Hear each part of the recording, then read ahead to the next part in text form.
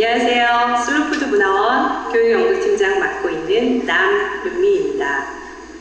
제가 주로 하는 일은 유치, 초, 중고 성인 대상, 특별히 영양교사, 조리사 선생님, 식생활 교육과 관련되신 담당 공무원들 대상으로 강의 활동을 하고 있고요. 직무 연수뿐만 아니라 다양한 활동들을 하고 있습니다. 교육을 기획하고 또 연구하고 진행하고 때때로 이렇게 강의도 하고 있고요. 미각교육을 통해서 농업의 가치를 알리는 그런 강의를 준비해봤습니다. 제가 하고자 하는 강의 오늘의 주제는 농업의 가치를 알리는 지미교육입니다. 오늘 강의를 통해서 우리 전통의 먹을거리 그리고 우리 농업과 농촌의 가치에 대해서 알리고 싶고요. 그리고 내가 먹는 먹을거리와 환경에 대해서 생각해보는 계기가 됐으면 좋겠습니다. 자신의 감각을 깨우는 미각 체험도 한번 시간이 된다면 해봤으면 좋겠고요. 혹시 시간이 허락지 않다면 현장에서 강의했던 영상을 편집해서 올려놓도록 하겠습니다. 요즘 너무나 바쁜 현대인의 식생활에 대해서 이야기를 나눠보고요. 그리고 나의 감각과 환경을 살리는 먹을거리는 결국 자연의 먹을거리임을 서로 이야기를 나눠보고요. 그런 먹을거리를 선택할 수 있는 힘이 될 수 있는 미각교육이 무엇인지 소개하고 미각 체험을 진행해보도록 하겠습니다. 농업 없이 먹을거리 있을 수 없죠. 근데 이제 우리 아이들은 우리 가족의 식탁이 변화되고 있기 때문에 농업과 연관지어서 먹을거리, 이 음식을 생각할 수가 없습니다. 맞나요? 동의되세요? 그런데 하물며 생명의 소중함, 자연의 소중함을 이 앞에 음식과 식재료, 먹을거리를 두고 생각할 수 있을까요? 우리 아이들이. 그래서 텃밭교육이 중요해요. 학교에서 못하고 있다면 내 가족, 내 가정부터 실천해 보시는 게 좋습니다. 왜요? 선생님, 예를 들어볼까요? 방울토마토를 수입하는지 안 하는지 저는 잘 모르겠습니다, 선생님. 제가 매일 방울토마토를 저희 텃밭에서 따고 있기 때문에 그 방울토마토가 1번 해외에서 수입돼서 오늘 마트에 선생님 사셨어요?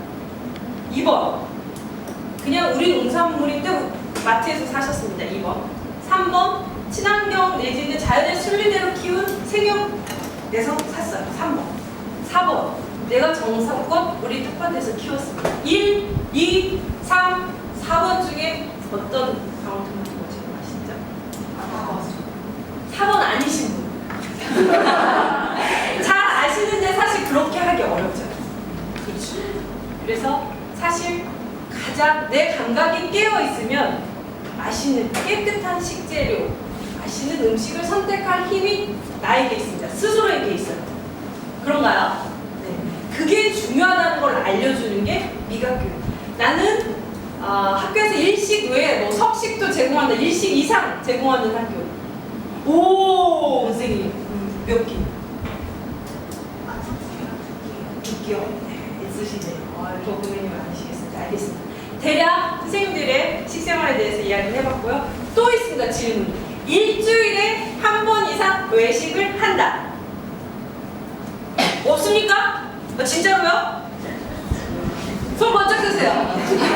자, 이분들 중에 일주일에 3회 이상 한다. 계속 손 들고 계셔야 됩니다. 괜찮아요. 우리끼리도 어때요?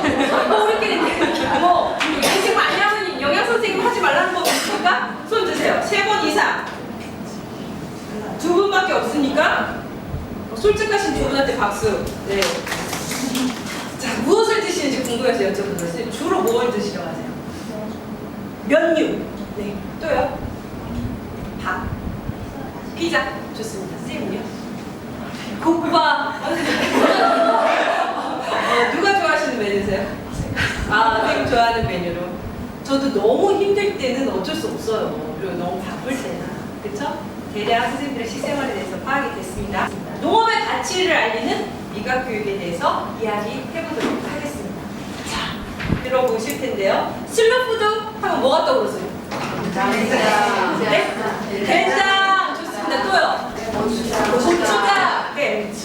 김치, 간장! 좋습니다, 선생님. 여기서 질문 들어갑니다. 간장이 나왔어요.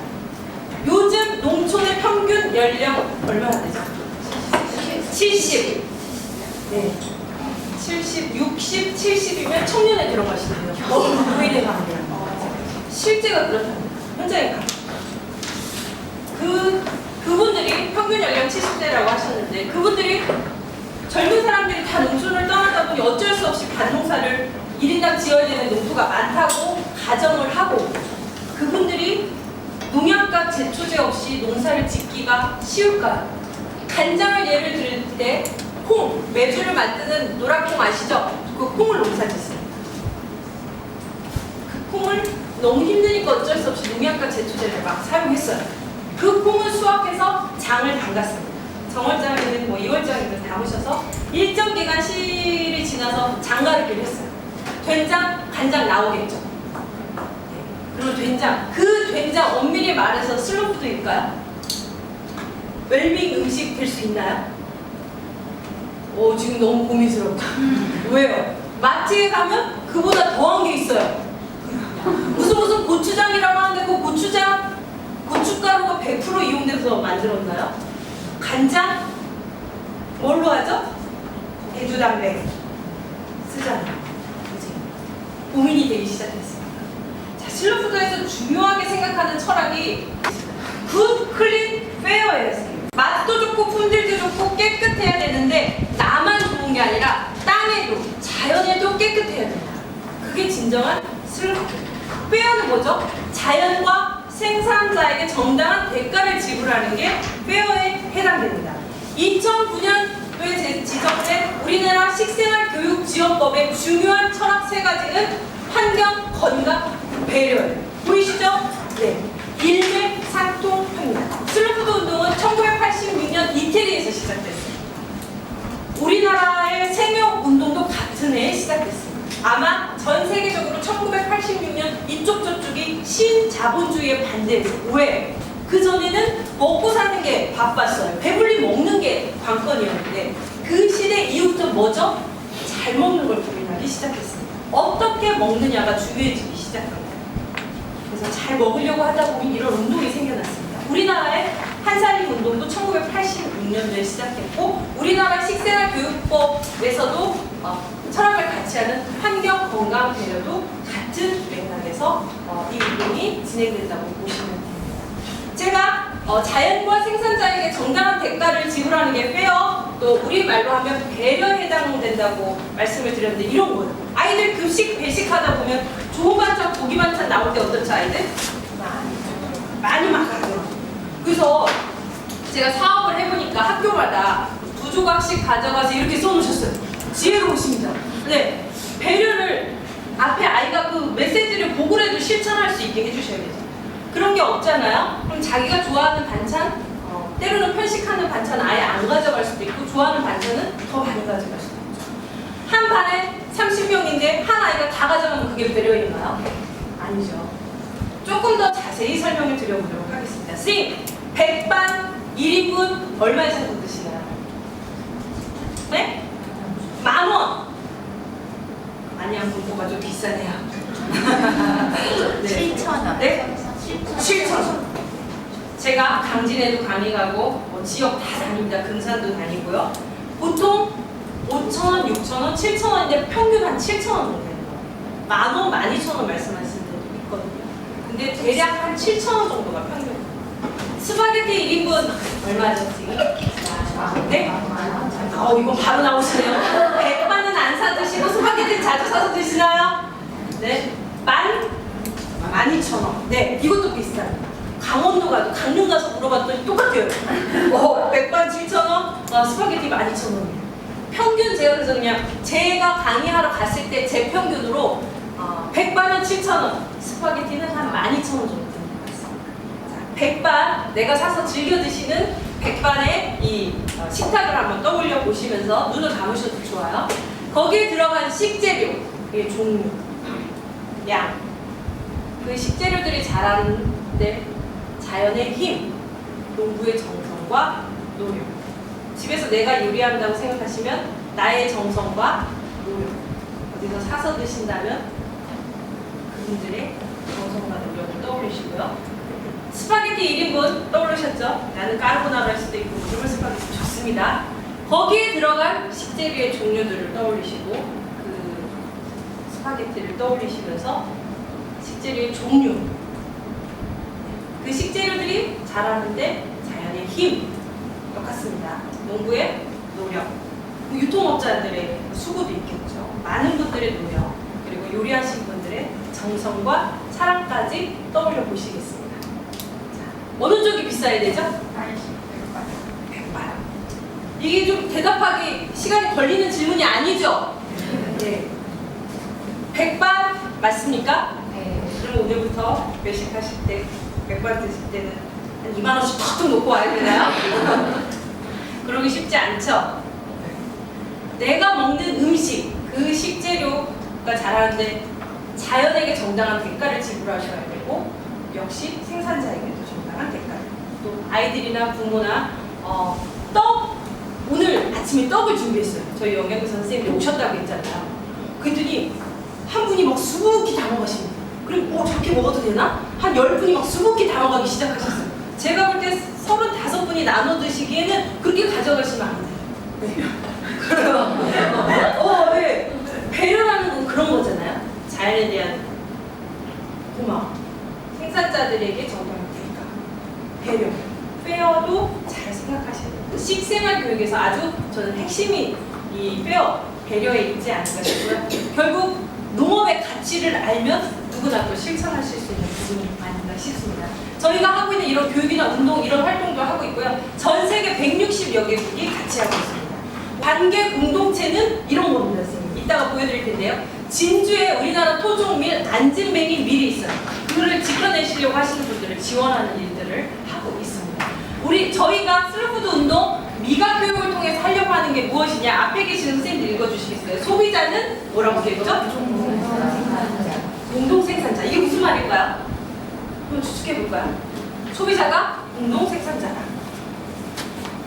선생님들, 제가 아까 텃밭 몇 분이나 듣고 계신지 이렇게 손을 들어봤는데요. 선생님들은 다 예를 들어서 먹을거리와 관련돼서는 소비자인가요? 생산자인가요? 소비자죠. 공동 생산자라 하면 내가 소비할 때 선택 소비를 하셔서 그 선택 소비가 농업에, 자연 환경에 영향을 미침을 아시고 선택 소비하시는 겁니다. 제가 아까 방울토마토 1, 2, 3, 4번 말씀드렸는데 내가 1번을 선택한다. 그러면 저 지구 반대편에 얼굴도 이름도 모르는 그 나라의 경제와 그 생산자를 지원합니다.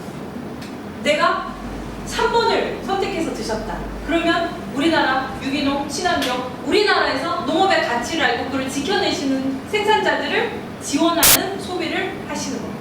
그분들이 공동 생산자예요. 나는 농업을, 농사에 업을 하고 있지는 않지만 내 소비가 이렇게 자연과 농업에 영향을 미침을 알고 선택 소비를 하시는 분들이 공동 생산자입니다. 오늘 미각교육을 통해서 나도 어떻게 하면 공동 생산자가 될 것인지를 한번 고민해 보시면 좋을 것 같아요. 왜 그런 얘기를 하는지는 이 얘기 잠깐 먼저 해볼까요? 왜 그럴까요? 네. 농업의 가치를 알리는 미각교육 왜 해야 될까요? 왜 선택 소비를 해야 될까요?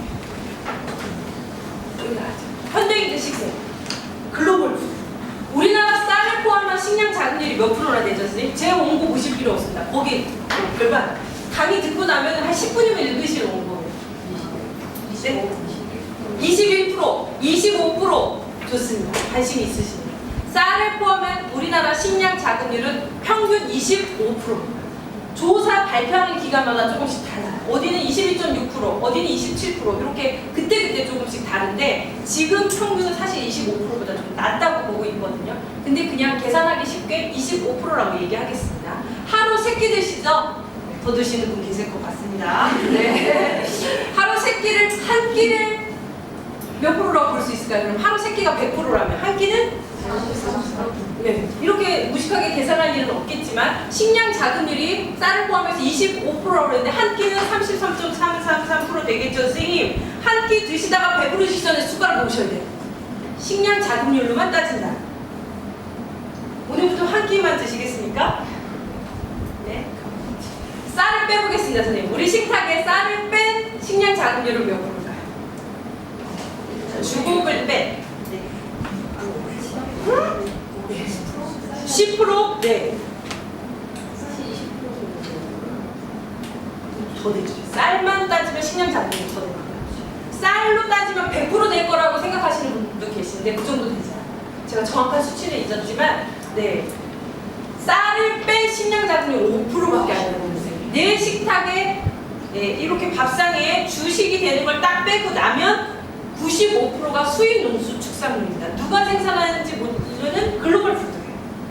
그 안에 가공식품이나 첨가물이 들어간 식품들, 또 GMO로 식량을 위협받고 있죠. 우리나라도 계속 이런 걸 조사하고 있는데 어쨌든 육식 위주의 현대인들이 식사하고 있으니까 아이들 급식 매일매일 목고기가 나가나요? 단백질 영양상 아마 뭔가를 맞추셔야 될 수도 있습니다. 근데 지금 말씀드린 건 우리가 기존에 하던 식습관, 우리 하고 날 때부터 건강한 사람이 있고 아닌 사람이 있어요. 이미 약골로 태어나신 분들이 있죠.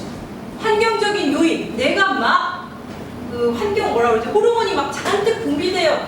특히 아토피인 아이들 새집 이사 갔을 때 그 환경으로 인해서 고통스러워하잖아요. 건강상의 이유, 그렇죠? 그런 환경적인 요인 또 뭐죠? 음식에 의한. 읽어볼까요? 내가 먹은 것이 상대가 간다. 동의되십니까? 음식에 의해서 건강이 좌지우지 되잖아요. 또요? 스트레스 및 정신. 요즘 현대인들 이게 제일 문제거든요. 근데 제가 오늘 이 얘기를 다 할 수는 없고 요 얘기만 해보겠다는 거예요. 그쵸? 나머지는 내가 운동을 하냐 안 하냐 뭐 이런 게 중요하죠. 그렇죠? 기타 요인들 많이 있을 거라고 생각됩니다. 나머지 요인들은 이제 선생님들이 관리를 하셔야 되고 저는 오늘 음식에 의한 건강 어떻게 지킬 것이냐 미각 교육을 통해서 우리 아이들을 현장에서 훈련이 된다면 건강을 지키는 중요한 방법 한 가지를 아이들이 알아갈 수 있는 게 아닌가 오늘 그 얘기를 해보겠다. 자, 현대인들의 식생활 육식 위주의 식생활을 한다는데 얘들은 달걀을 낳는 닭들이에요. 근데 고기닭도 별반 다르지 않습니다. A4 한 장에 평균 3마리에서 4마리가 들어가요. 밀집 사육 현장에서 이해되십니까? 네. 그래서 언제 자유로워져요 이 아이들이? 그러면 걔들이 받는 스트레스까지 요즘 현대인들이 먹는다고 생각하시면 그거만 문제가 되나요? 닭뿐만 아니라 돼지, 소도 다 마찬가지고 문제는 또 항생제와 성장 촉진제. 캘리포니아인가요? 제가 지금 명확히 기억이 안 나는데 거기에서 아이들이 만 2세, 3세 된 아이들이 가슴이 나오고 생리를 시작했잖아요. 그래서 역학조사를 시작했습니다. 그랬더니 그 부모가 이미 어렸을 때 그런 고기들을 주로 먹어왔고 항생제와 성장 촉진제가 들어간 닭고기를 예를 들어보겠습니다. 선생님 여기 육개 집안에 육개나 뭐 닭과 관련된 먹하시는 분 안 계시죠? 이게 잘못된 오늘 괜히 저녁에 장보하고 들었는데 닭 안 사시고 이러면 안 돼요. 그렇죠? 농담입니다, 선생님. 엄마가 이미 그런 것들을 먹어왔고 그리고 임신했을 때도 먹었고 태어나서 젖을 먹을 때도 엄마가 먹고 있었어요. 이 아이가 자라서 이유식도 그런 닭고기를 했어요. 그랬더니 만 3세가 되기 전에 이미 가슴이 나오고 생리를 시작하더라고요. 그래서 역학조사를 해봤더니 그 지역에 너무나 많은 아이들이 그런 걸로 고통받고 있다는 거죠. 그래서 건강이 먹거리와 연관이 있다는 연구 결과 발표들이 많잖아요. 그래서 이런 얘기 하고 싶어요. 이왕이면 사람에게 인권, 자기에게 객관이 보장된 이야기죠. 선택 소비, 공동 생산자 제가 말씀드렸죠. 선택 소비 하셔야 되는 게 아닌가 그런 생각이 듭니다. 그런데 그러기가 쉽지 않아요. 그래서 지금 제가 하는 말은 백미를 드시다 갑자기 현미밥을 드시라는 게 아니라 점차적으로 내 식생활에 대해서 관심을 가지고 이 식생활이 결국 농업에서부터 오는데 이 농업에 관심을 가지셔서 이왕이면 자연과 환경, 우리의 건강, 정치, 사회에도 영향을 미침을 아시고 선택 소비는 천천히 조금씩 실천해 나가시라고 말씀을 드리고 싶습니다. 어떻게? 백미 먹다가 현미 조금 섞고 아니면 현미 불편해 5분 도미, 7분 도미 다양한 게 있잖아요. 섞어서 드시다가 한 10년 계획 세우셔서 10년 후에는 현미밥 드시라는 거죠. 지금 제가 이 자리에 농부님들이 계셔도 똑같은 말씀을 하고 드릴 수 있어요. 농사를 갑자기 친환경 유기농으로 지으라고 말씀드릴 수 있나요? 감히 그분들에게 그럴 수는 없죠. 하지만 본인이 농사를 어떻게 지는 게 또 환경과 일반 소비자들한테 영향을 미침을 아시고 점차적으로 조금씩 바꿔 나가셔야죠. 그래야 세상이 변하는 거 아니겠습니까? 그래야 우리 아이들이 건강하게 자라는 거 아닐까요? 저는 그런 생각을 좀 해봅니다. 그래서 이왕이면 오늘 당장부터 실천하실 수 있는 분들이 계실 수도 있어요. 더 좋습니다. 아니라면 점차적으로 조금씩 실천해 나가시면 좋을 것 같습니다. 가공식품 장점이 뭐죠, 선생님? 빨리 먹을 수 있다. 좋습니다. 유통기한이 길다. 네. 제일 큰 장점 뭐죠? 편리하잖아요. 아까 식량자금률 말씀드렸는데 식탁의 90%가 일반 인식, 요즘 현대인들 식탁의 90%가 가공식품으로 차려지고 있다는 연구 조사 발표도 있어요. 100% 중에 90%. 그럼 밥 짓는 거 말고 다 가공식품이야? 엄청납니다 지금. 뭐 한두 사람의 결과 발표만으로 저희가 자주우지 될 필요는 없지만 그 정도로 가공식품에 많이 의존하고 있다는 말씀을 드리고요. 가공식품이 다 나쁘다는 게 아니라 그만큼 우리에게 편리하지만 이왕이면 가공식품 중에서도 조금 더 선택 소비를 하셨으면 좋겠고, 그리고 내가 요리하는데 조금 더 재미와 관심을 가지고 가공식품의 양을 좀 줄이셔도 좋을 것 같습니다. 그건 단계적으로 접근하시면 돼요. 똑같습니다. 백미 현미하고요. 자, 그런데 생각보다 식품 첨가물이 들어가 있는 식품군이 너무나 많습니다. 자연스럽게 담은 장을 공수해서 먹는다. 이런 분들 계셔야죠. 네, 좋습니다. 번쩍 드세요. 번쩍 드세요. 아니, 어떻게 이렇게. 네, 잠시만요. 아니다, 그냥 마트에서 사서 먹는다. 손 드시는 게 더 빠를 것 같습니다. 괜찮습니다. 우리끼리니까. 네. 두 분. 네. 세 분. 그러면 아까 스티커 붙일 때 정확하게 찾으셨어요? 네? 마트에서 산 장을 정확하게 찾으셨나요? 가장 대중적인 샘땡 501 간장을 준비했습니다. 선생님 댁내에는 무엇을 드시는지는 잘 모르겠습니다. 자, 1번에 전통 간장을 찾으라는 이쪽입니다. 이쪽 선생님. 1번에 붙이신 선생님이요. 기억하셔야 되죠? 1번. 손 번쩍 드세요. 없어요? 9명 드셔야 됩니다. 그새 잊으셨어요? 내가 어디에 붙이셨는데 그새 잊으셨습니까? 오, 9명 손 드셔야 됩니다. 좋습니다. 빨리 내리세요. 이유가 있습니다. 2번. 내가 2번에 붙였다. 손 번쩍 드세요. 오! 네, 제가 두 분 때문에 지금 5 한 거예요. 선생님 잘하셨어요. 좋습니다. 얼른 내리시고요. 3번. 두 분이요. 혹시 이 중에 텃밭 겹치시는 분? 선생님, 오늘 선생님을 특별히 더 집중해 주세요. 궁금하시죠? 1번이 공장에서 짧은 시간 동안 만들어낸 시중 간장입니다. 2번이 세몇 밀년된 전통 방식으로 생산한 간장입니다. 네, 두 분 아주 흡족해하고 계시네요. 3번이 5년 된 전통 간장입니다. 이런 간장은 피곤할 때, 소화 안 될 때 장차로 드시면 소화도 잘 되고, 양약 안 드시고 소화도 잘 되고요. 네, 저처럼 간이 많이 하는 사람들은 피곤하고 이럴 때 저녁에 미지근하게 장차 드시면 아주 좋습니다. 혹시 변비가 있으신 분들 드시면 좋아요. 자, 하던 길에 마저 하겠습니다. 우리나라에 설탕이 생산되나요, 선생님? 수입입니다. 사회의 위안교육을 통해서는 사회는 지속 가능한 농업과 음식 생산입니다. 제가 식량 자금률 말씀드렸죠. 농업의 가치에 대해서 생각해 보셔야 됩니다. 왜 농촌을 지키고 계신 분들께 만나면 큰절을 해야 되는지. 우리 부모님이 농촌을 지키고 계신다면 지금보다 더 자랑스러워 하셔야 됩니다. 예전에는 가족 중에 누군가는 농촌에서 농사를 지어서 쌀을 막 올려보냈어요. 그런가요? 지금 아까 장을 공수해서 드신다고 그랬는데 누군가 다 계신 거예요. 선생님, 생산자를 아셔야 돼요. 다 내가 먹는 식재료 종류별로 다 알 수는 없잖아요. 마트에서 살 때마다 생산자가 누군지 사고 보시면 제일 좋아요. 근데 그렇게 하기 어렵다면 쌀만큼은 생산자가 누군지 정확하게 아셔야 됩니다. 그분을 계속 지원하셔야 돼요. 시아버님이셔도 좋고 친정 어머니셔도 좋습니다. 누구를 통해서 쌀을 드시더라도 내가 먹는 쌀, 우리 가족이 먹는 쌀은 어느 지역에, 그 지역의 기후라든지 문화라든지 생산자가 어떤 마음으로 어떻게 농사 짓는 건지 우리 가족들은 알고 있어요. 그렇게 점차적으로 넓혀 나가셔야 됩니다. 그래서 식재료 하나를 선택할 때만이라도 공동 생산자가 되셔서 선택하셔야 됩니다.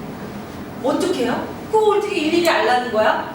그냥 보시고 그분한테 마음을 전달하시는 거예요. 이렇게 좋은 쌀 생산해 주셔서 감사합니다. 맛있게 즐겁게 가족들이 먹겠습니다. 자녀분들 키우시죠? 농사를 짓기 어렵다면 그런 마음이라도 같이 전달을 하셔야 돼요. 그게 그분들께 다 전달이 됩니다.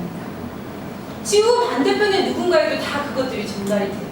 유기적으로 다 연결이 됐다는 말씀을 드리고 싶습니다. 먹을거리, 자연, 우리, 환경 다 맞물려서 돌아가잖아요, 선생님. 그렇죠? 그런 얘기 말씀드리고 이 미각 교육을 통해서 저희가 5가지 임무를 어떻게 생산자와 공동 생산자, 소비자를 연결하겠다는 겁니다. 생물종 다양성, 미각 교육은 이런 거였어요. 지금 아오리 사과가 나오기 시작했는데 별게 아닙니다. 지금 나오고 있는 전국의 아오리 사과를 막 똑같은 크기 비슷하게 잘라놓고 맛보게 하는 게 미각 교육이에요. 아, 어디에서 생산된 이 아오리 사과는 그 지역의 기후가 어떻고 어떤 생산자가 어떻게 생산됐더니 이런 맛이야. 뭐 이런 거예요. 쉽죠? 아니면 각각의 다른 종류를 가지고 사과를 잘라놓고 맛보기. 누가 하면 제일 좋습니까? 미각 교육? 엄마? 좋죠. 또요? 집에서 엄마가 해주면 좋습니다. 선생님들 부담을 좀 적으시죠. 생산자. 이 교육 자체를 생산자들이 하면 좋아요. 근데 우리나라 생산자, 농부들이 그런 거 할 여력이 없죠. 그러니까 선생님들이나 저희가 이런 역할을 더 열심히 해야 되는 것 같습니다. 소비자 교육, 또 음식 이벤트. 저희가 네트워크 구축과 교류도 지원하고 있는데 이거는 출발은 가족들의 밥상입니다. 미각 교육을 통해서 가족의 밥상을 지키겠다는 거예요. 자, 볼까요? 저희가 하고 있는 활동 중에 하나가 맛의 방주입니다. 이태리에서 시작됐다는 이 운동이 해외 운동을 왜 한국에서 하고 있는 거야? 내용은 한국의 토종, 한국의 먹거리, 한국의 전통 음식, 식재료를 지키는 게 슬푸드 운동입니다. 전 세계 8개 국제협회가 있는데 저희가 8번째 나와요. 근데 국제협회 자격을 얻었다고 해서 계속 지속되는 게 아니라 활동을 잘 해야지만이 꾸준히 이걸 가져갈 수가 있고 이 협회 자격이 뭐 회원은 몇 명, 지부는 뭐 이런 것들이 있는데 저희는 그걸 충족시키지 못했는데도 불구하고 아시아 오세아니아 대륙의 중심 역할을 하라고 해서 지난 5월 22일에 국제협회 자격을 얻었고 한국 협회뿐만 아니라 슬푸드 운동에서 중요하게 생각하는 프로젝트가 아크 오브 테이스트입니다. 방주라는 말씀 들어보셨죠? 그 나라의 토종의 것을 정말 유사시에 방주 아시죠? 기독교 분들은 아시겠네요, 선생님들은. 유사시에 그렇게 막 소멸되어 가는 것들을 방주에 태워서 전 세계인이 같이 지키겠다. 그게 맛의 방주 프로젝트입니다. 그리고 그 우리나라 토종의 것 사라져가는 것들을 생산해내시는 분들을 전 세계적으로 프레디지아, 우리나라 말로는 맛 둘의 지킴이라고 4분이 선정이 됐어요. 그 장이 다 제주도에서 생산되는 푸른콩 장이었어요. 잘라보면 단면이 초록빛이 나요. 우리나라 전통 노란 콩의 장맛과 이 푸른콩 장맛의 차이는 얘가 조금 더 순한 것 같아요. 네, 고소하고. 선생님 드셔보셨어요? 아시죠? 그래서 아까 제가 강남에 뭐 유치원 아이들 수업하신 선생님께 그 미소된장이 아이들이 전통 된장인 줄 알고 먹고 있다는 얘기를 듣고 제가 너무 놀랐어요. 그 아이들이야말로 전통의 먹거리로 미각 교육을 해야 되겠다 이런 막 의욕에 불탈 정도로 깜짝 놀랐었는데 그 아이들한테 이 된장 맛을 보여주게 하고 싶어요. 이거 뭐죠? 네? 매주요? 네? 곶감? 일본은 맛의 방주에 곶감 등재했습니다. 알타리무 등재했어요.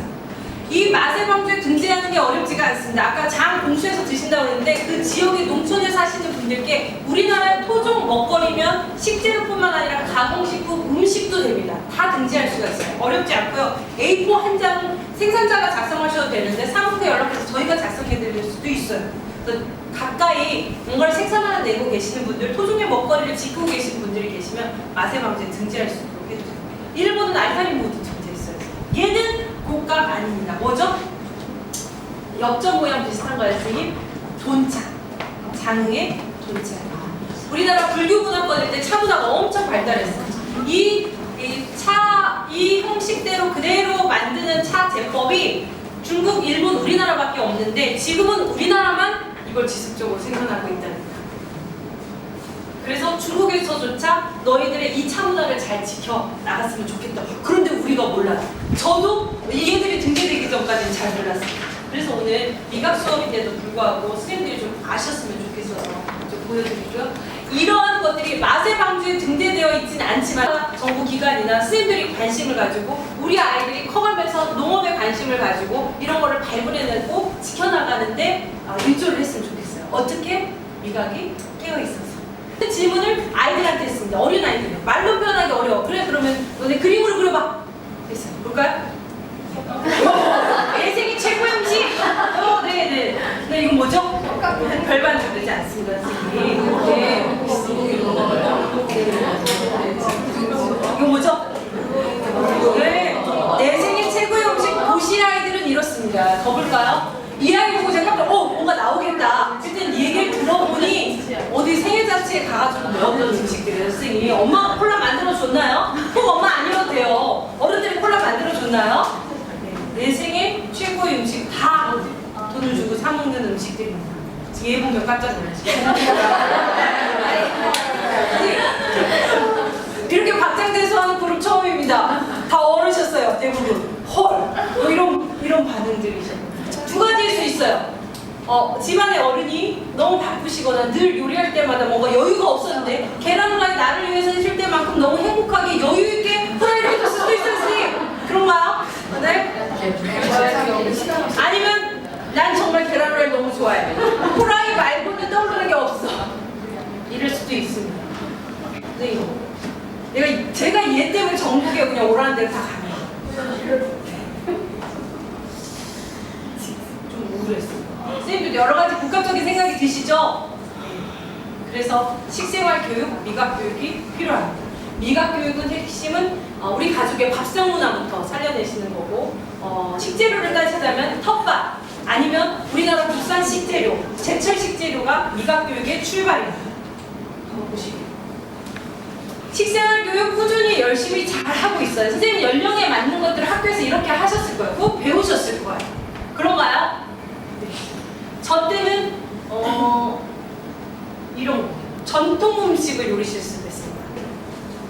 도시는 오히려 전통 요리를 하고 시골은 또 오히려 막 샌드위치 뭐 이런 거 요리 실습하고요. 또 저나 저보다 어린 또래는 또 전통 요리들을 많이 하고 제 위로는 또 서양 요리 뭐 이런 것들을 실습을 많이 했어요. 전국적으로 다녀보면 그렇더라고요. 그리고 뭔가 식생활 교육을 했습니다. 지금 학교 현장에 가보면 저희는 생활관이라고 예전하고 뭐 이런 공간도 따로 있었어요. 맞습니까? 네. 네. 지금 그런 거 없잖아요. 수놓아요? 아이들 학교에서? 방과후나 자기 특별 뭐 과제물을 내는 거 외에 수업 시간에 그런 게 있었다. 가정 가사 수업이 그래도 활성화가 됐고 그 중에 식생활 교육, 먹거리에 대한 교육들이 잘 들어갔었어요. 근데 지금은 그런 시설조차도 없어지고 아이들 요리 수업하기가 쉽지가 않습니다. 제 말이 맞나요? 네. 네. 어느 학교 교장 선생님께서는 요리 수업하고 나면 뒤 정리나 뒤 감당을 누가 해야 될지 몰라서 우리는 조리실조차 다 없애버렸다. 저한테 자랑스럽게 말씀하시는 그래가지고 제가 막 당황스러운데 사실 제가 하는 운동은 학교에서도 이런 식생활 교육이 더 필요하다고 이 말씀을 드리는 거잖아요. 그렇죠? 근데 이런 교육들을 꾸준히 해왔습니다. 그렇죠? 아까 말씀드린 대로 식생활 교육은 2009년도 우리나라 11월에 식생활 교육 지원법이 제정이 된 거죠. 왜요? 이제 현대인들 개인의 건강을 지킬 수 없는 시대에 살고 있습니다. 아까 현대인의 식생활 제가 쭉 말씀을 드렸잖아요.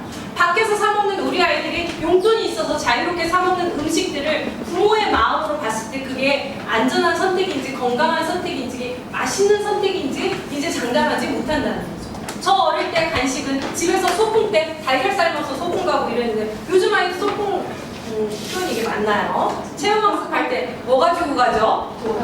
돈. 요즘 아이들이 안전하고 건강한 먹을 권리를 누리기가 어렵습니다.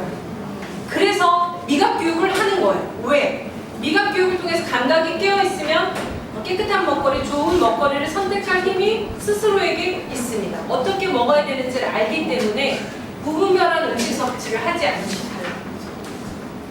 이거는 스위스의 가장 최근 자료인데요. 센서5라는 프로젝트가 있었어요. 전 세계인이 지금 뭐가 문제죠, 선생님?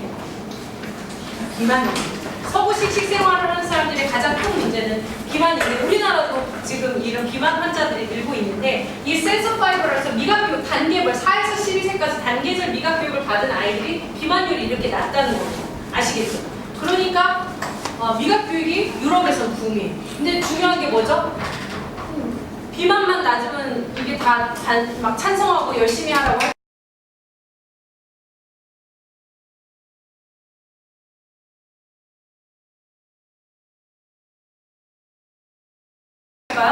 아이들 학업 성취 능력이 올라갔습니다. 아이들 인성이 차분해지고 그런데도 영향을 미침을 알게 되는 거예요. 이런 교육들을 하고 있고 제가 아까 말씀드린 대로 이렇게 다양한 각계각층의 사람들하고 같이 고민하고 있다는 거죠. 그래도 이런 고민을 여러 사람들과 같이 해줬으면 좋겠고요. 음식 비밀학. 제가 농업의 가치를 알리는 지미 가로치고 미각 교육이라고 했는데 지미가 어디서 왔냐면 여기서 왔습니다. 음식 비밀학. 280년 전에 한국에서 쓴 한글로 쓴 조리서예요. 음식 비밀학은 어떤 뜻이죠? 뭐라고 쓰여있죠? 같이 읽어보겠습니다. 시작! 음식의 맛을 아는 것. 그렇습니다. 이 지자가 빨갛게 표시되어 있네요. 저 지자가 무슨 지자죠, 선생님? 알지. 이외 밥도 현미밥과 채식으로 바꿨더니 50일, 100일 만에 아이들이 배고프면 집에 가서 보통 뭐 먹죠? 청소년들. 네? 라면. 끓여 먹으면 다행입니다. 요즘 아이들이 아무것도 안 하려고 하는 아이들이 너무 많아요. 근데 어쨌든 주로 라면 끓여 먹죠. 근데 이 아이들이 이 프로젝트를 끝나고 나서 이 아이들도 그런 아이들이었어요. 평범한 보통 아이들. 근데 이 프로젝트 후에 어떻게 했어요, 아이들이? 냉장고에서 반찬 꺼내서 먹고 지들이 뭔가를 만들어 먹더라고요. 감각이 어느 정도 되살아나니까 막 인공의 음식들, 자연스럽지 않은 것들을 거부하기 시작했어요. 그래서 어떻게 됐어요? 그래서 육체적 건강뿐만 아니라 정신적인 건강뿐만 아니라 학업 성취도 학업 성적이 올랐다는 거 아니에요? 그거 제일 좋아하잖아요. 네. 그래서 먹거리가 이렇게 아까 여러 가지 건강에 미치는 영향 중에 음식을 통해 이렇게 다양한 영향을 미침을 아이들이 스스로 깨닫게 된 거예요. 쉽지 않아요. 실천하기가 알아요. 그런데 한번 감각이 깨어나기 시작하니까 아이들이 조금씩 노력하게 되더라고요. 하루 한 끼만으로도 가능합니다. 선생님 두 끼니까 더 시도해 보실 필요가 좀 있지 않을까 싶습니다. 다 한꺼번에 하기는 어려우시겠죠. 자, 이제 두 번째 시간입니다. 두 번째 시간에는 집중입니다. 집중. 그러니까 미각 교육을 직접 저하고 해볼 건데 어떻게 감각을 깨우는지에 대한 방법론을 저하고 직접 체험을 해보실 겁니다. 전통장은 냄새만으로 먹기 전엔 이미 판별이 납니다. 제 말이 맞습니까? 시각은 맛을 감지하는 첫 번째 감각입니다. 그래서 어떤 식재료가 더 건강하고 맛있는지 이미 눈으로 판별하시죠. 이미 시각은 맛을 감지하는 첫 번째 감각입니다. 맛은 후각이 또 대부분 좌지우지한다는 연구 결과가 있어요. 또요. 눈, 코, 입, 귀, 소리로도 맛을 보죠. 배고파 죽겠습니다. 선생님 옆에서 오독오독 안 하다 너무 맛있게 드셔. 나 먹기 전인데 이미 그 음식 맛있잖아요. 먹고 싶잖아요. 선생님. 그쵸? 네. 청각, 소리도 맛을 좌지우지합니다. 요즘 아이들은 정서가 불안해서 단 거를 즐긴다는 연구 결과 발표도 있습니다. 그리고 그거가 더불어서 부드러운 것만 찾는 데 정서적인 요인에 대해서 어느 정도 동의가 좀 되십니까? 손이나 입안에서 느껴지는 감각, 이빨을 씹을 때 치아에서 느껴지는 촉각까지도 전부 다 맛을 좌지우지합니다. 씹으려고 하지 않잖아요. 그게 이미 선택조차 하지 않으려는 아이들이 있어요. 맛을 좌지우지하고 있는 거죠. 선생님, 맛은 내 감정이 좌지우지돼요. 누구랑 언제 어떻게 먹느냐 맞습니까? 뇌가 맛을 본다는 이야기도 있어요. 그렇죠. 어렸을 때 제가 순대 먹고 벤통 체했습니다. 그거 극복할 트라우마라고 해도 되나요? 그런 거를? 대학 때 진짜 맛있는 순대 먹고 깨졌어요. 그 전에는 순대집만 지나가려고 코를 막았거든요, 제가. 근데 제대로 만든 맛있는 순대를 먹고 순대 맛이 이거구나를 깨달은 순간 그 두려움이 사라졌어요. 그 전에는 냄새만 맡아도 막 토할 것 같고 어려웠는데 경험에 의해서 또 뭘까요? 이거 뭐죠? 맛은 지역적, 국가적 특색을 띱니다. 이거 뭐죠? 이거 마시고 나또스럽게 보일 수 있는데 이거 뭐죠? 청국장이니까. 쌤, 미국 사람들이 막 청국장 좋아합니까? 내가 어느 지역에서 어느 나라에서 사냐에 따라서 맛이 좌지우지됩니다. 홍어 좋아하시는 분이요? 홍어 네. 지금 막 얼굴 찌푸리시고 고개 흘리신 분들 계세요. 왜 싫어하시죠? 냄새 때문에. 선생님, 질문입니다. 몇 번 드셔보셨어요? 냄새 때문에 싫다시는 분. 선생님. 홍어 몇 번? 한 번. 선생님, 앞으로 7번 더 시도하세요. 안 먹어본 음식은 평균 8번 정도 접해야지만 그 음식을 즐길 수 있다는 연구 결과 발표가 있습니다. 우리 아이들 편식하는 아이들, 선생님 푸드브릿지 개념 아시죠? 아시죠? 그 개념을 적용하셔서 다양한 조리 방법으로 8번에서 10번 정도 주고 안 먹으면 그때 편식이에요. 선생님 아시겠죠? 근데 내가 늘 똑같은 조리 방법으로 얘도 똑같은 거 한 번 드시고 안 드시고 난 쟤를 싫어한다 말씀하시면 안 됩니다. 한 10번 정도 시도하셔야 돼요. 저는 3번인가요? 4번째 저게 깨졌어요. 처음 먹었을 때 난리 났습니다. 선생님 집에 와서 막 머리 털고요, 옷 밖에다 널어놓고요. 네, 난리 났었는데 근데 제가 아까 간장 얘기했죠. 5년 정도 잘 수정된 거 먹으면 이게 혈이 뻥 뚫리는 걸 스스로 느끼실 수가 있는데 그건 몸이 깨어 있어야지만 더 가능한 일입니다.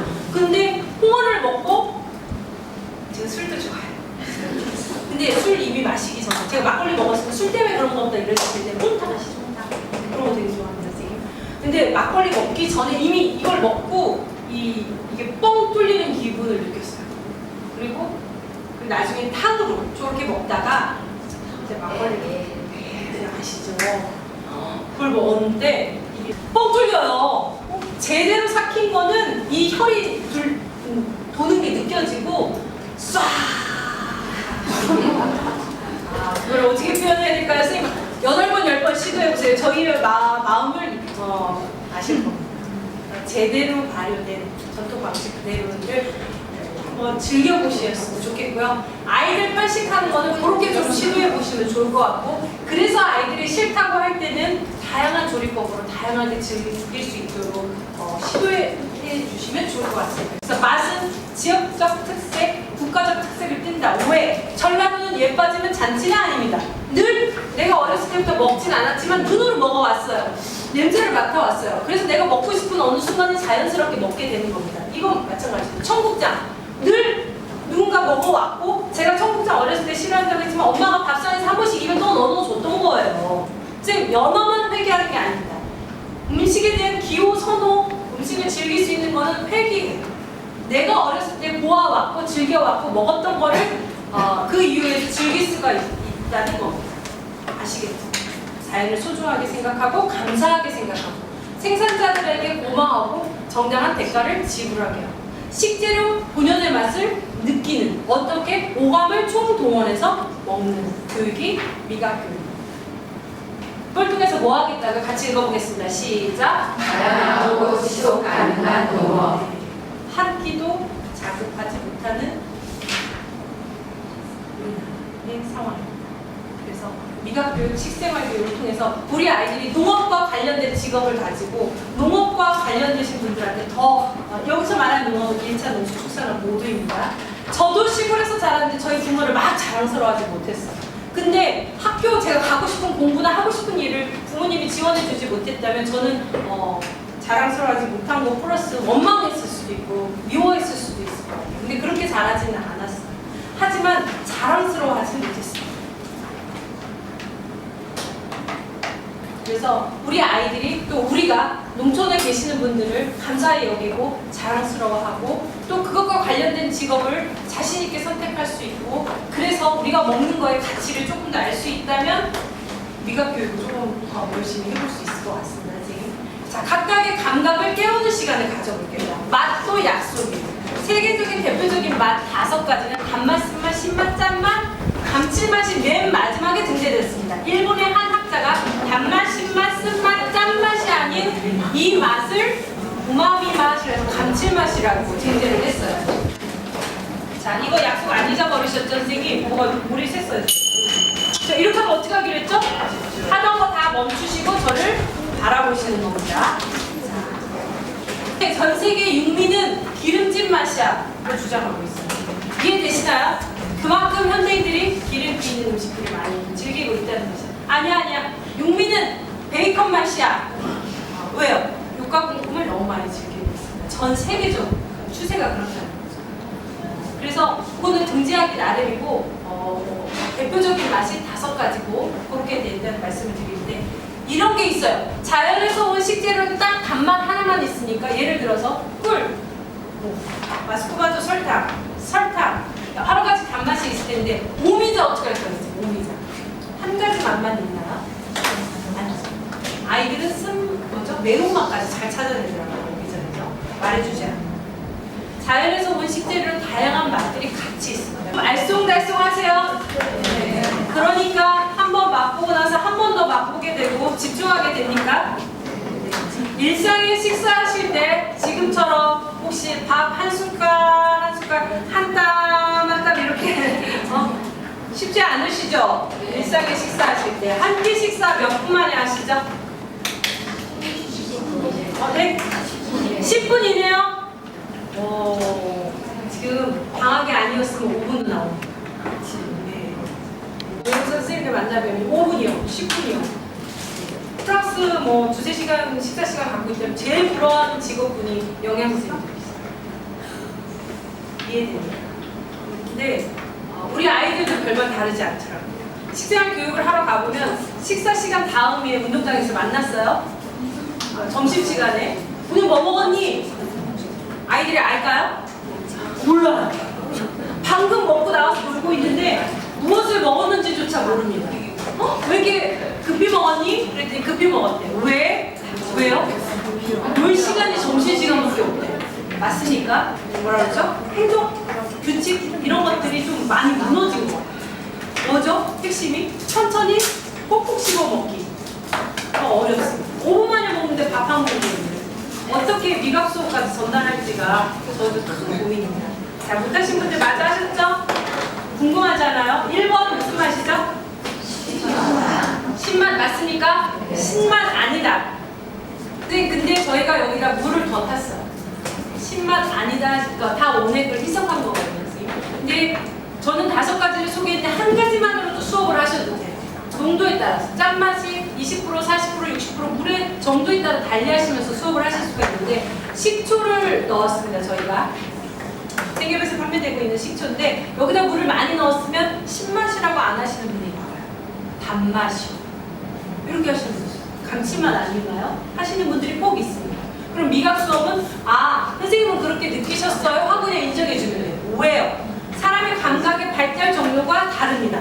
누구는 짠맛을 강하게 느끼고 누구는 쓴맛을 강하게 느껴요. 그래서 지금 신맛 아니라는 걸 왜 물어보지? 물어볼 수 있는 거예요. 아시겠죠? 식재료 뭐죠? 뭐라 적으셨어요? 식초! 자, 식초 말고 다르게 적으시면 돼요. 제가 구체적으로 적어요. 과일 식초! 좀 잘하셨어요. 좋습니다. 또요?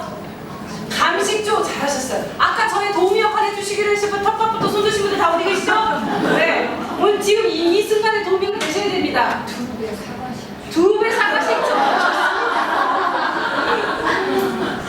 이 웃음의 의미는 뭐죠?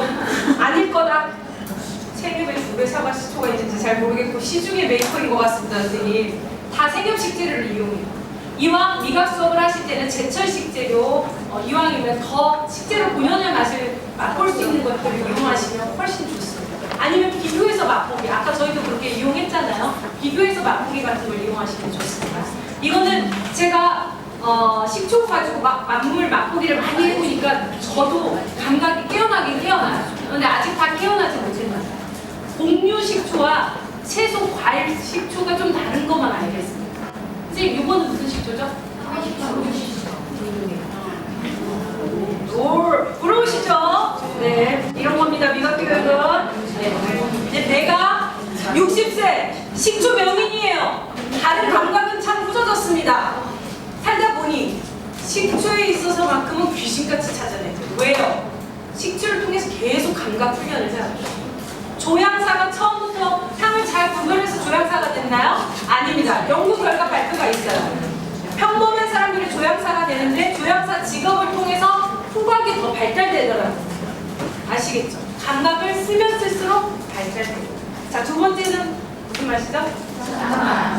짠맛. 좋습니다. 식재료 뭐라고 적으셨어요? 무엇일까요? 천일염. 좋습니다. 이렇게 구체적으로 나와야 돼요. 이제 2번째잖아요, 선생님. 어느 정도는 좋습니다. 또요? 천일염. 자, 잘하고 계신 거예요? 그냥 소금? 네?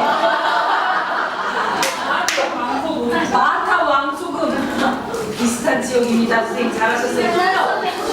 네? 진한 소금 더 가까워 있어요. 좋습니다. 얘가 태안 자연이죠? 태안 자연.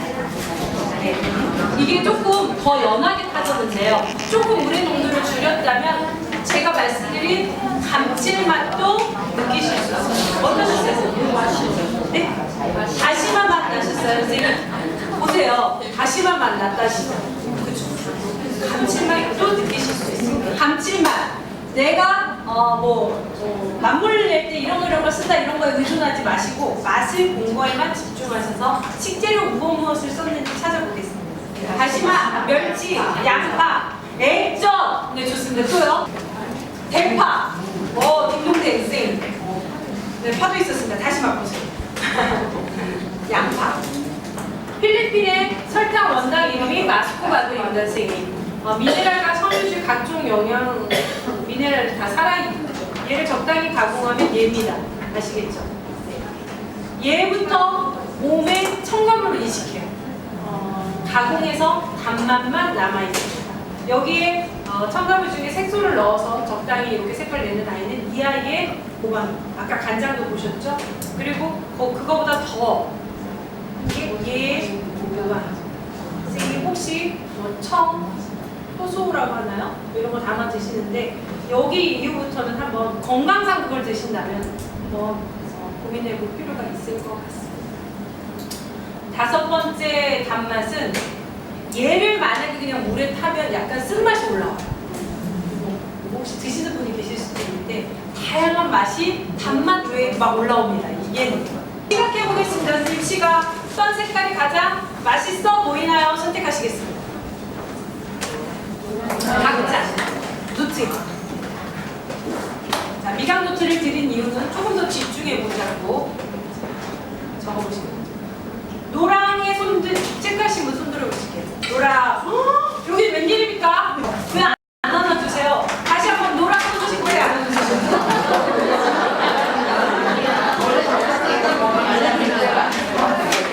어느 날 제가 왜 그랬는지 아시게 될 겁니다. 자, 빨강이요, 빨강. 손 먼저 드세요. 자, 여기도 여기는 지역을 뭐라고 해야 되죠? 안양고의와 영양사회 이렇게 불리고 있나요, 선생님들? 초록. 손 드셨어요. 의외로 거의 없습니다. 선생님 아까 어느 선생님 말씀하셨죠? 파프리카는 뭐가 제일 맛있다. 맛 안 봐도 알지? 주황. 안타깝게 주황은 없습니다. 정말 그러한지 맛보게 하시겠습니다. 요령이 있어요. 색깔별로 하나씩만 있어요. 저희 선생님 너무 작게 썰어오셨는데 최대한 집중해서 아이들 수업을 좀 더 작게 썰 필요는 있어요. 이렇게. 성인들은 아예 안 드시는 분은 없죠? 아이들 수업 시각 저희가 1차시 수업에 아이들이 요구르트를 좋아하는 걸 알았어요. 그러면 시각 수업을 파프리카로 하지 않고 아이들이랑 친해지는 동안에는 요구르트로 접근을 하는 겁니다. 플레인 요구르트 3겹에 블루베리 요구르트, 딸기, 플레인이 있어요. 3가지 가지고 넣어서 어느 게 제일 맛있어 보이니 시각 얘기를 하는 거예요. 왜요? 아이들은 눈으로만 보고도 이미 그 음식을 먹지 않겠다고 선택해버리거든요. 그런데 직접 맛보니까 아이들이 예를 들면 딸기가 제일 맛있어 보였는데 맛을 보니까 블루베리가 제일 맛있더라. 그러니까 시각이 그런 역할을 한다는 걸 알려주고 뭔가를 안 먹어본 음식 새로이 도전해볼 필요성을 아이들로 하여금 알게 하는 거예요. 그래서 처음에 초등학교에 가서 파프리카 이렇게 들이대잖아요. 아이들 좋아할까요? 좋아합니다. 좋아요. 40분 선생님이 식생활 교육 처음 진행하는데 아이들이 좋아할 법한 거 뭐 그런 걸로 진행하시니까 사과도 빨간 사과, 파란 사과 뭐 이런 식으로 시각적 효과를 하시면 좋을 것 같고 이 3가지 색깔이 맛이 다 다르죠? 아이들은 왜 비슷한 종류인데 맛이 다르고 식감이 다른지 그거를 느낀 자신 스스로를 되게 자랑스러워요. 선생님 파프리카 맛이 왜 달라요? 색깔마다 왜 맛이 달라요? 그거를 너무나 신기합니다. 나눠주는 동안 제가 설명 좀 드릴게요. 그거를 발견해낸 것만으로 내가 맞추지 못했더라도 그거를 발견해낸 것만으로 너무 재밌어요. 두 분이 하나씩이에요. 색깔별로 향이 다릅니다. 나중에 바꿔보시라고. 두 분이 하나씩 하시고 나중에 옆에 감고서 하시면 됩니다. 자, 그냥 그러면 눈 감고 백발백중 난 다 잘 맞췄다. 손 내리실게요. 그런데 이분들 중에 제가 다 잘하시고 코도 막아보라고 하는 분 들으신 분 계시죠? 네. 그렇게 진행하신 분 계시죠? 코 막고 해보니 어떻든가요, 선생님? 한 개 틀리고 다 맞았다. 좋습니다. 노랑이랑 빨강이랑 좀 헷갈렸다. 그렇죠. 심지어는 생각지도 못한 식재료를 대는 사람이 있어요. 지금 우리는 시각도 각각 눈을 뜬 채로 맛을 봤기 때문에 알아맞힐 수 있는 몸이 기억을 하잖아요. 근데 애초에 눈 감고 코 막고 다양한 식재료를 넣어주는 수업도 해도 됩니다. 그러면 아이들이 레몬 맛을 보고 뭐 예를 들면 뭐라고 할까요? 레몬 맛을 보고 전혀 다른 뭐라고 해야 될까요? 근데 오렌지와 레몬 비교하실 수 있죠. 그런데 레몬을 줬는데 오렌지 이렇게 되는 할 확률이 아주 높다는 거죠. 코, 눈 다 맞죠. 코 막고 눈 감고 초콜릿을 주면 초콜릿을 못 찾아냅니다. 아이들한테 그렇게 재밌는 것들을 활용해 보시면 좋아요. 자, 맛도 맞고 시각도 깨웠는데 내 감각이 좀 후졌어. 평상시에 천천히 안 드시거나 감각이 조금 더 깨어나셔야 되는 분들이죠. 그런 분들은 이걸 막 흔드셔도 좋습니다. 선생님 영화에 보면 와인잔 막 흔들죠. 왜요? 향이 이렇게 발산돼서 더 잘 나타나요. 그래서 지금 요체로 이렇게 맞추셔도 되는데 아예 난 진짜 후졌어. 뚜껑 열어주신다 그냥 이렇게 보셔도 돼요. 괜찮아요. 다만 잘 들으셔야 됩니다. 선생님 잘 들으셔야 돼요. 이 식재료가 무엇인지를 맞추는 게 아닙니다. 미각 교육에서 중요하게 생각하는 게 하나가 언어적 표현입니다. 왜? 제가 미각 교육을 통한 소통 교육이라고 했죠. 어떻게 표현하느냐가 중요해요. 이 중에서 한 가지라도 제대로 한번 표현해 보세요. 뭐라고 쓰셨죠? 크게 얘기해 주세요. 싱그럽고 향긋하다. 소금하게 은은한 자극이 있어 머리가 맑아지는 것 같다. 선생님 설명드리니까 깻잎을 한 번 더 먹으시면 안 돼요? 수가 부드럽고 우리 향긋한 향으로 정신이 맑아지고 약간 뜨뜻한 와, 박수 한번 쳐주세요. 몸이 되게 가볍게 뜨는 그런 느낌을 얘기하신 거예요? 대단하시다. 향긋한 것 같다. 향긋하다. 뭐 이런 식의 한 단어 정도, 한 형용사로 끝납니다. 저 오늘 감동받았습니다. 들어가면서 시원한 감 그리고 약간 촉촉한 수분이 느껴져요. 촉촉한 수분도 느껴집니다. 자, 무엇일까요? 선생님, 보여주시고, 네, 보실게요. 생각하시면 됩니다. 네, 보여주세요. 아이들이 가장 좋아합니다. 촉감. 맞죠? 한 분이 맞추셨다면 제가 이걸 선물 드릴게요. 여러분이 맞추셔가지고. 좋습니다. 잘하셨어요. 도와주셔서 감사합니다. 지금까지 각각 감각을 깨우는 미각 교육을 해봤는데요. 음식을 맛볼 때 어떻게 감각을 이용하는지 집중해보고 자신의 감각을 활용하는 법을 체험해 보았습니다. 이러한 미각 교육을 통해 먹는 즐거움을 재발견하고 음식이 어떻게 만들어졌는지, 그 재료들은 누가 생산해냈는지에 관하여 관심을 가지는 것이 얼마나 중요한지를 생각해보는 계기가 되셨길 바랍니다.